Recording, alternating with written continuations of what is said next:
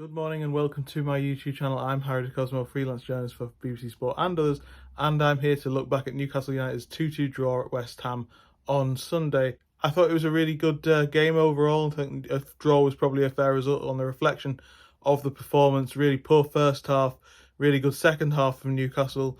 You could understand a little bit of a hangover emotionally and physically from Wednesday. Win over PSG took so much out of the team, and there was only, I think, one change off the top of my head, Anderson for Anthony Gordon, who was banned. The sense that Newcastle were always gonna struggle to sort of match that intensity level, but also when you consider that West Ham played on Thursday at Freiburg and won their game, and were away, and it was a day later, then perhaps that isn't so acceptable.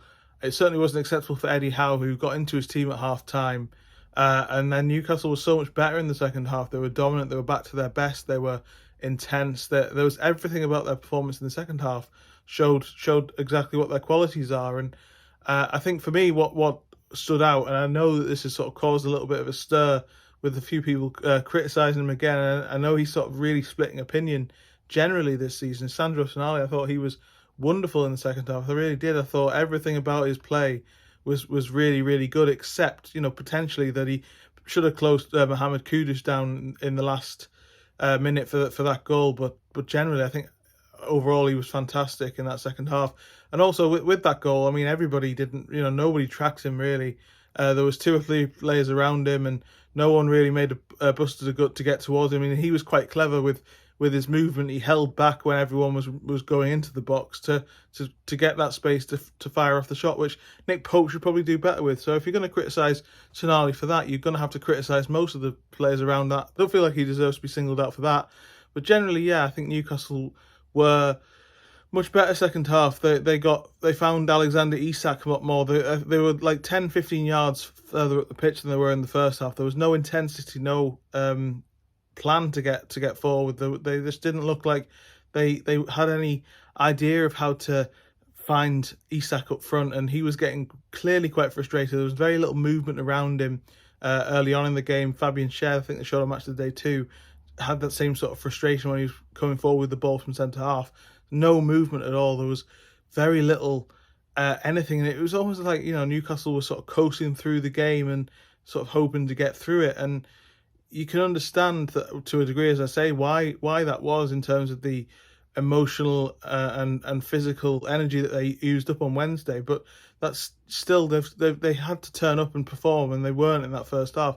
Second half, as I say, it was much better.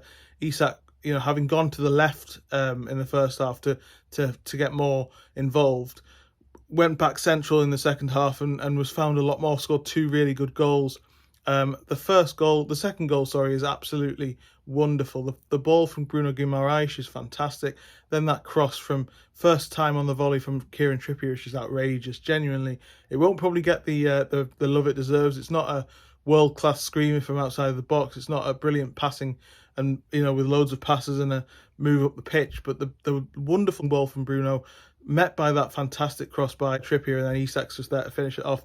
That's the second goal after the first, which was just onside. I mean, the fact that Edson Alvarez headed it towards Isak probably was the crucial difference. But Newcastle, up until that point, had fully deserved to take the lead. They were much better than they were in the first half. Much more intense, much more the zip about their play. Everything was better, and I think Tonali was knitting things together very well. Everything about his short passing range, he's passing it forward, passing it into little spaces. In behind James Ward-Prowse quite a lot. And his positioning was very good, and it's just the game management, and I think the slower pace of the game in the second half really suited him, and I think that shows that he does have a place at Newcastle, and he's going to grow into it. It's just a case of letting him do that and giving him the time and the support that he needs. I also don't buy this idea that he can't play with Bruno Guimaraes. I think the fact that, as I've said so many times, Sean Longstaff is there helps the whole midfield fluidity, and everyone moves around and does each job. And okay, Tonali isn't so good in a deeper role; he's much more better advanced. I think that's the evidence that we've been shown. But I think I think that he does have a place in this midfield long term, and he's going to be a real asset for Newcastle going forward. And I think that the evidence of that was quite clear on Sunday afternoon, despite the fact that he seems to be quite heavily criticised again, and I don't really think that that's very fair. Overall, second half, I think Newcastle were better up until the sort of last 10 minutes, when naturally again they were going to tire. It's the same team, all of that. It's not just the physical thing of playing PSG in that game. It's also, you know, all that build up and all the energy that went into the game from the fans and everything. It was just so emotionally sapping. You can imagine that would be difficult to keep up. And in the last 10 minutes, as I say, it felt like they were waning finally. And you know, David Moyes made some really good substitutions. Said Benrahma and Mohamed Kudus came on and scored. He scored that goal, but West Ham were the better team in the last 10 minutes, and Newcastle eventually, I think, were quite glad to get out there with a point. It was probably a fair result on the reflection of the first half as well, because Newcastle was so poor. But the first goal scored by Thomas Souček was so poor from a Newcastle perspective. Again, the no closing down, and then Nick Pope makes a crazy decision to come off his line, rounded, and then, you know, tapped in by Souček into the open goal. And I think that just sort of summed up the first half for Newcastle, how they lacked pretty much everything that they needed to be to compete in that game. And then, you know, the fact that they recovered, and it's the same team that came and played better in the second half effectively, really showed how good they are as a team. And I think that going forward, you know, they'll use this rest of the break. I think it's coming at a good time. It did feel like that because of the excursions of PSG, that the West Ham game was one game too far for their depleted squad. Again, Joe Linton, no sign of him. He hasn't trained. That was after the game that Eddie Howe mentioned that. Callum Wilson came off the bench, but, you know, hasn't been fit recently.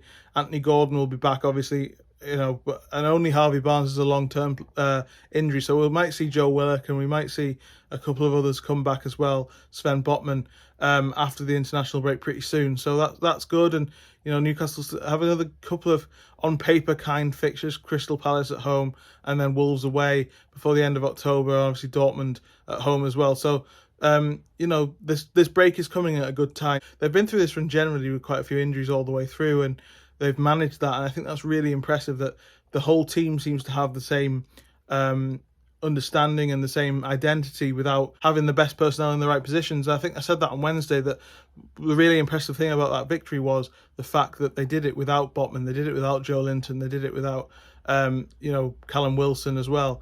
You know, there's some key players missing. I think Alexander Isak showed why he's the man to take Newcastle forward. Sandro Tonali again. You know, those are two players that are going to be the linchpins for Newcastle over years to come, and I think they showed why in that second half.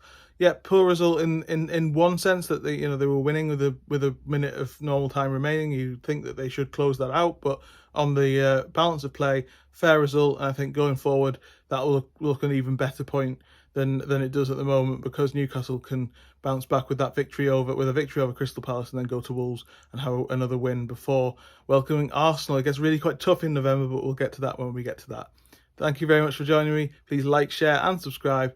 And I'll see you probably after the international break. I might take a little bit of break from videos, but I'm not sure yet. I'll keep in touch. Cheers.